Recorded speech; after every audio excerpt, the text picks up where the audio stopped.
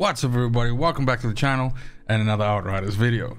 Now, having previously looked at the rocket launcher specifically under tools of destruction for the technomancer, it's time for us to look at a build that focuses around using the minigun rather. Now, the minigun has far less useful mods available for it, so therefore it allows you to experiment with maybe incorporating some additional things into the build to capitalize with all this real estate, all this space that you have. And I thought it was a good idea, since the minigun is focused on anomaly power, to also bring the turret game sort of play that you get with the technomancer in. And the results were actually pretty good. Now, from a performance perspective, I would definitely say that the minigun, especially in this setup that we have right here, performs a lot better for me than the rocket launcher and just feels like it suits this kind of style better. Now, of course, the two main drawbacks of rather using the minigun instead of the rocket launcher is, first of all, this severe lack of mobility. Seriously though, you actually start noticing this, you know, the more and more you play this, it is just really slow. And if there was any way for PCF to bring in some way for you to essentially just dodge roll or just do your normal roll with this minigun, it would go a long way to actually making it feel like you're a little bit more mobile. My second issue with the minigun is actually a me thing, and I've complained about this on streams before. Those of you that have heard this complaint will recognize it, but the sound of the minigun just is not quite there for me. It doesn't feel as meaty, as heavy, as impactful as it should. I mean, let me show you an example. This first portion here is me just using the minigun on a bunch of guys, and it's in-game audio.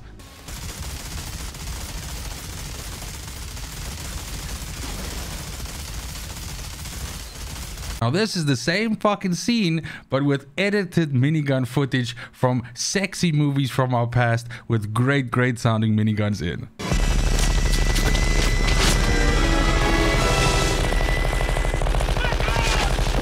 Honestly, the difference is life altering, and if that is what the minigun sounded like in the game, or a close approximation of that, I'd be running this 24/7.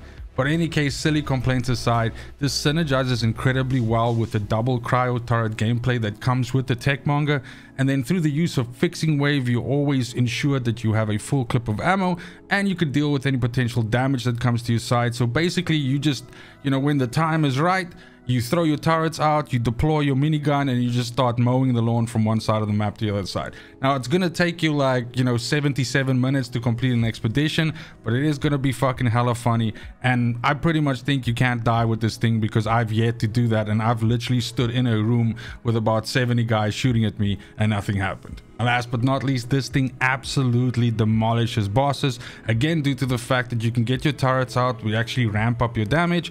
They freeze the boss if possible. Otherwise, they deal quite a bit of additional damage to the boss due to the amount of status that we're stacking, and then also the fact that we're status stacking affects our damage with the minigun, which means the minigun does a fuckload of damage to the boss as well. So this really is a cure-all kind of build. It is exceptionally good at actually finishing large groups of enemies if you can actually shoot them with the minigun, and it is really good at dealing with bosses. And really the only caveat here is the fact that you go so slow. But then again, if you're playing with a bunch of buddies, if you're doing some expeditions, you can just run and gun normally, and then when you get to clusters of enemies, you can pop the minigun, you can late to waste, you can switch to another weapon, run, wait for the cooldown, and then go again. So when it gets to the actual build itself, we're going to do it the same way we always do. We'll go weapons first, we'll talk about armor and mods, we'll look at the skill tree and the rotation that we have to use, we'll talk about the class tree, we'll talk about ascension choices that you should be making, and lastly, we'll also look at the PAX points that you should be looking at. Probably we'll switch PAX points and ascension points around, but in any case. When it comes to the transmog gear, of course, I'm just using this to essentially keep track of my items, but we are using at least 3 pieces of the technomancer, and we are trying to stack as much anomaly power as possible. Now, when we're talking about the weapons themselves, my biggest 2 points that I wanted to cover with my weapons here is I wanted weapons that I was able to fight with when my tools of destruction is on cooldown, so stuff that deals decent damage to single targets or that allow me to ramp up my turrets. And then secondly, I wanted to be sure that these weapons, the ones that I have out, have status power on them, because I want to have access to as much status power as possible, so that when I actually use my turrets, they're able to deal more damage, and also consequently when I use minigun, I also deal more damage, because that also feeds from status. So when it comes to my primary, I'm rocking a Thunderbird, which has got crit damage and status on, so there's the status that we're looking for. This has ultimate storm whip, and violent rupture on, which is a really powerful single damage target kind of weapon. Probably one of the more powerful ways for you to deal direct damage to a single target, but with the addition of violent rupture, you can actually deal quite a bit of splash to small things around it as well. So this is just an all-round decent weapon for you to take on big enemies and drop them in a few shots. All three of these mods have really low cooldowns. Even violent rupture, which says 5 seconds but is technically on 3 seconds, means that we are proccing this stuff the whole time. Now, if needed, I do have access to a guillotine with radiation splash, moaning winds, and clip combustion on, so that I can do the reload meta, or that mechanism where you essentially pulse out and deal a whole bunch of damage. I don't often use this. Generally speaking, I swap between the Thunderbird, and then in my pistol slot I also have a Torment and Agony with once again status on, but in this case Fortress and Mage's Rage, which allows me to ramp up my damage and my anomaly by a bit, which actually feeds into my turrets doing more damage as well. Now, when it comes to the armor itself, I have a Techmonger's mask on, and this has anomaly power, cooldown reduction, and status power, which I would say is probably the three best. Well, definitely you want as much anomaly power as possible, but cooldown reduction and absolutely status power is what you should be looking for on your pieces. Status power is going to increase the power of the turrets, how they shoot. It's also going to increase the power of your minigun when you use that. Cooldown reduction is all around is just good though, because that's going to ensure that when you eventually do switch out your weapon to transition to another area, you want to cover a little bit of distance, you don't want to be lugging the big minigun around, that you get your tool of destruction back faster. So what we have on here is we have Double Trouble, which gives me access to 2 cryo turrets. Super important. We're going to use as many mods as we can afford on the armor to make our cryo turrets as lethal as possible, because they're going to be a fantastic secondary and in some cases maybe even primary source of damage. We also have Captain Hunter on here. This build, like pretty much any build in the game, has no issue with dealing with trash, because trash is trash, but you will struggle, or not struggle, but you will have to spend time on captains, elites, and bosses, so any additional damage that you can deal to them is a-okay. Then we have twins on here, which means that we can throw out 2 cryo turrets. Again, we're trying to make our cryo turrets as sexy as possible, and there's nothing quite as sexy as 2 cryo turrets. Then when we get over to the chest piece, this is our second piece of Techmonger, and maybe now is a good time for us to discuss the Techmonger set bonus here. Now specifically, this says that using turret skills increases turret damage by 10%. This bonus lasts for 10 seconds and stacks up to 5 times. What this means is that every time when you throw out your first cryo turret, there's no buff active, right?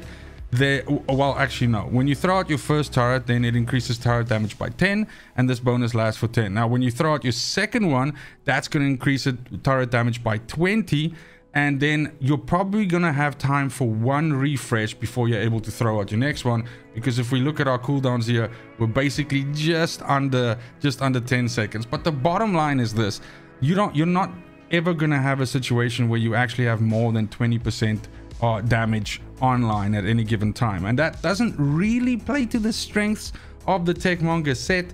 But the bottom line is, it was choices between this or using, Borealis. But the problem with Borealis is Borealis stacks firepower, and we want to stack as much anomaly power as possible, which is why I went this route. Also, of course, the Techmonger set itself drops with a lot of the mods that we're looking for that affect our cryo turret, so it's just a really good fit. So it is a sad thing that we're never able to actually really capitalize on, the 40% additional turret damage, 50% additional turret damage that we could perhaps in another setup. But nonetheless, 20% is pretty decent, and these turrets actually do push out quite a bit of damage, as you'll see in your damage reports at the end of a match. Now, we have Anomaly Echo on here, which is just a good little ramp up mechanic for us for firepower and anomaly. This is every time when you activate a skill, and it lasts for 6 seconds. Through a combination of you throwing out your turrets and also using Fixing Wave, you'll generally have this up at all times. Now again, playing into the strength of our cryo turrets, we have increased damage on here, which increases each turret shot by a fixed amount, or a amount that's related to your anomaly. And then we have Hail Shot, which says that cryo turret increases the turret's damage based on your status power, which is the other reason why we're stacking status so much, because this is actually really going to make those little cryo turrets start chugging out some damage. We have the Techmonger's leg armor here for our third and final piece of the Techmonger. This has improved coolant on, which doubles the fire rate of these turrets, so now they're really starting to do their work. We have virulent compound on here, which says that every time you deal damage to an elite, a boss, a champion, or something like that is afflicted by toxic or blight fire, in this case pretty much everything that you know gets hit by a cryo turret, gets shot by you, anything like that is actually going to have toxic on them, and that then means that you'll deal this additional damage. Now, Shatter on here gives us 16% more damage against enemies that are afflicted by freeze. Our cryo turrets cause freeze, so good times. Then specifically on the hands, we have the Plague Sower's hands on here, because again, I was mostly just making sure that I have status power on the gear. This has Euthanizer on it, which is fantastic, which gives us 16% more damage against enemies that have toxic on them. Due to the choices that we're going to be making in the PAX tree, mostly everything will have toxic on it as well, and so that engages your turrets or something like that, and therefore you'll be able to deal that additional damage to them. Now here we also see our first, I think it might even be just the one of two mods that we have on here that actually benefit Tools of Destruction, specifically when it comes to the minigun, or at least that we want to use. And this one says that each enemy killed by the minigun gives you pretty much 100k anomaly power. This amount of course scales with your level. Bonus for 10 seconds. This can stack up to 3 times, which means we can get about 300k out of this once you have it sort of like spinning up. Now, this in the grand scheme of things, you know, once you start getting to 3.5, 4, 5 million of anomaly power, you know, 300k seems like it's not a lot, but it certainly does help a lot. And of course, at that level, when you are scaling that high, it'll actually be quite more, and it could be equal to like 500 or 600 or something like that. But nonetheless, we don't have a lot of mods that can actually benefit our Tools of Destruction, but Massacre is one of them, specifically when it comes to the minigun. We have Arms and Anomaly on here, which increases our anomaly power when we crit. Now of course the minigun can crit now. This is a big change that, you know, came from the previous version. The vanilla version of the minigun could not crit and could only fire, you know, like a static damage. So now you can actually crit with the minigun, which is phenomenal.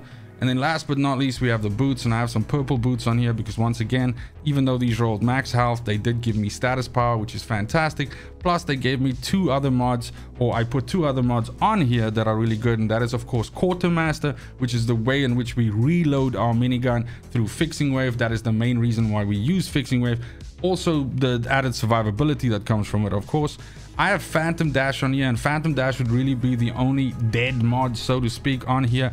It's kind of cute. It's too bad you can't do it while you have the minigun out, but it's kind of cute, and you know, you can use that to sort of move around while you don't have the minigun. But absolutely, if you can find something better to stick in here, consider this your one free slot. And then bang for your buck here just simply means that when you activate Tools of Destruction, you get a 100% base ammo increase for the selected tool. This means that when you activate minigun, you're going to be sitting at about 320 rounds available, which means a whole shitload of shooting before you even have to reload with Fixing Wave. And it also means that you have a heck of a lot of time until the next Fixing Wave refresh from cooldown reduction that you have to be able to reload. So generally speaking, you shouldn't run out of ammo with this setup. Now, when it comes over to the skills, I think by now it's, you know, kind of obvious what we're using. So of course we're using Tools of Destruction. We're holding it in and letting it go so that we get access to the minigun. This is on a 20.2 second cooldown reduction. So it's not that you have to wait that long if you fuck up or you have to quickly move across an area or something like that. And that's also why we carry like some lethal weapons, so that in those 20 seconds we're not completely useless and we can actually deal with enemies. But also remember, in that time it's time for you to refresh your turrets, get them out. Those cryo turrets, which are on almost a 10-second cooldown, really do shoot and do quite a bit of damage. Plus they freeze enemies, which disrupts them and messes with their shit. Now, Fixing Wave over here is on a 10-second cooldown, which means every 10 seconds we can heal ourselves and our buddies, but it also means that every 10 seconds we can restock our ammo.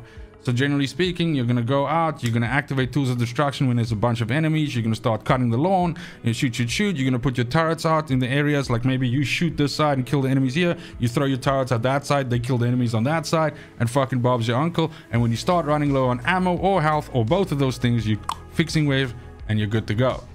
Now on the class tree itself, it was important for me that I wanted to do was either go bottom tree and get as much anomaly power as possible, or what I wanted to do was I wanted to go Tech Shaman and then get the sort of buff that you get from that there. Plus the effect that Tech Shaman essentially gives you like a Phoenix-like effect. So if you do fuck up and take too much damage, there's actually a way for you to come back. Now in the end, middle Tech Shaman won over for me because I would have had to switch the build around a bit to incorporate Tech Bond here to get that additional anomaly power. You know, maybe instead of using Cryo Turret, I could have put Shrapnel in here and maybe built a couple of mods into Shrapnel to, you know, to make those grenades deal more damage.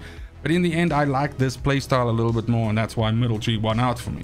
Now, what we are going to do is we're of course going to go down. We're going to grab as much resistance piercing, anomaly piercing, resistance piercing and anomaly power as we can. We're going to get ourselves some survivability, and we're going to go as far in this tree as we can before we need to shoot up and get these points.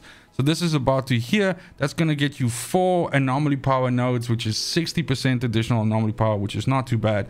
Then we're going to go up into Wipeout, which gives us some execution damage on enemies that are basically below 30% health. And when we get here, we quickly dip to the side here to give us a little bit of additional damage against enemies that are frozen. Of course, our cryo turrets. This is why it's important for you to remember to use your cryo turrets. The cryo turrets are going to be freezing enemies, and that's going to let you deal more damage against them with the minigun. We are definitely going to pick up Exposing Frost, which essentially says that every time an enemy is frozen by like a cryo turret or something like that, then it gets vulnerable on it as well. And then because of the sister node marked for execution, that vulnerable is increased by 40%, its effectiveness.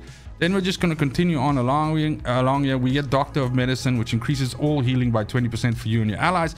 It's really going to make those fixing waves pop, so you are really going to help to keep, you know, your teammates alive, but also yourself. It is, again, like I said, I've done a whole bunch of boss runs with this. I've done a whole bunch of expeditions with this, obviously testing it, and when I was still trying to get all the gear together. And generally speaking, even though there are specifically mods that you can put on for when you use minigun that increase your resistance and increase your armor and all of that, it just by default feels that you are so much tankier when you are in minigun form. So it almost seems like there's a passive, you know, increase to survivability there that's not necessarily noted in the tool trip, but kind of just feels that way. Maybe it's also just due to the general hardiness of the middle tree for the Technomancer, who knows.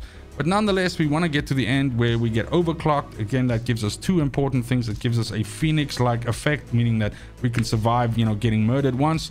And then secondly, it says that activating gadget skills increases our anomaly power and our weapon damage by 40% for 10 seconds. Now, the 2 gadget skills that we're using on here, Cryo Turret and Fixing Wave, we can alternate those in such a way that generally speaking in combat, we can always have this overclock buff up, and a 40% additional anomaly power is no joke. Then when we go over to the PAX tree itself, of course, we are going to go top tree, and we want to be accessing lethal devices. This is one of the reasons why this build also works so well, and why we're able to lean into additional damage against, you know, enemies that are afflicted by toxic. Because the point is that, first of all, Initial Striker increases our anomaly power or our firepower by 10%, whichever one is higher. Whenever we activate skills, our anomaly power is being stacked, so that's going to increase. But lethal devices is clutch here because we are using Cryo Turret and we are using Fixing Wave. And this says more specifically what you should be concentrating on here is this says that when your ordnance and gadget skills inflict toxic to enemies, hit and deal additional 5% of anomaly power as damage if toxic was refreshed. This means that when your cryo turrets shoot out and they freeze enemies, they also poison them. They also give them toxic, which again means that when you then shoot those enemies, you are doing additional damage against freeze and additional damage against toxic. Then, instead of going the usual route, which is permanence and dissection at the top if you were playing a firepower build, we're going to go bottom and we're going to take break the ranks, which is, well, by the way, painkiller itself just gives you some health regeneration here whenever you damage an enemy. This again just adds to the general sturdiness and hardiness of this class, of this build. Break the ranks here says that your interrupt skills remove effect resistance from hit elites, 7 seconds cooldown. So this means that when you shoot enemies with tools of destruction, aka with the minigun, this is going to trigger this effect. It's on a 7-second cooldown. We are not using shrapnel or the, you know, the rockets, pain launchers, so that's going to be the only way you can do this. But break the ranks is literally just a way for you to get to depleted core, which is the main reason why we want to go this route. This says that your ordnance skills damage is increased by 100% of your status power. Now we have status power on 6 pieces. We have it on our weapon, the weapon that you have when you switch to minigun, and it's on all 5 of our gear pieces. which means that we are getting the maximum amount of additional status power that we can. And even with the status nerf, and again, I haven't played this at level 75 or Apocalypse 40, so I'm still on my way there. Of course, I need to gear that up, but at the level that we're at now, which is 69, which is APOC 34, this still smashes things and still deals a whole bunch of damage, as you saw in the footage at the beginning of the video. Now, last but surely not least, with the Ascension Points here, the name of the game here is Anomaly Power, so you absolutely want to be stacking as much of that as you can. You want to start off with Anomaly Damage though, because that's just a flat damage increase on the top. You get yourself Anomaly Power after that. You can get yourself some of the Resistance and Armor Pierce, which just helps with additional damage there. Absolutely, status power here is great. That's another 10% on top of all the status power that you've already assembled. Cooldown reduction is good because again, that gets your fixing wave down for faster heals and reloads, that gets your cryo touch down for faster deployment, and last but not least, that increases the time that you can have tools of destruction up if you accidentally lose it and you have to wait for a cooldown. Absolutely, less damage from elites is good, as well as additional damage. So sorry, this is more damage against it. I always get those two wrong. This is more damage against elites, and this is less damage against elites for some survivability. And you'll see that I also just picked this up here, which again probably helps with the whole feeling that I feel so fucking sturdy. But if you are spending all of your points over here, or the majority of them, and you're feeling a little bit fragile, then obviously look at maybe just strengthening yourself over here, because that will address any of the sort of deficiencies that the build might have on the defensive side. And that gets us to the end of the build as well as the video. Thank you so much for watching, especially if you made it this far. Let me know in the comments down below if you prefer rocket launcher to minigun or vice versa. Have you tried this out? Have you found another way? I think that there's probably a way for you to work minigun into quite a few of the anomaly setups with technomancer, because it kind of doesn't need any mods to really be good, and just as long as you're stacking anomaly power and additional damage to, like, stuff that's toxic and frozen, it's just going to deal a whole bunch of damage, just due to the fact that it shoots so fast, deals so much damage based on your anomaly power, and the fact that it can crit. So let me know how you would change this, what you would change here. I originally thought that rocket launcher was going to impress me more, but holy shit, minigun is where it's at if you want to play tools of destruction. Absolutely. And this is actually a fun little build. I've been goofing around with it for the last 3 days and actually having quite a bit of fun with it. But that's it. As I said, thank you so much for watching. It's just super important to me that you have a fantastic morning, afternoon, and evening wherever you are in the world. And until next video, fucking cheers. They want the best of me now, best of me now, best of me now, best of me. They want the best of me now, best of me now, best of me now, best of me.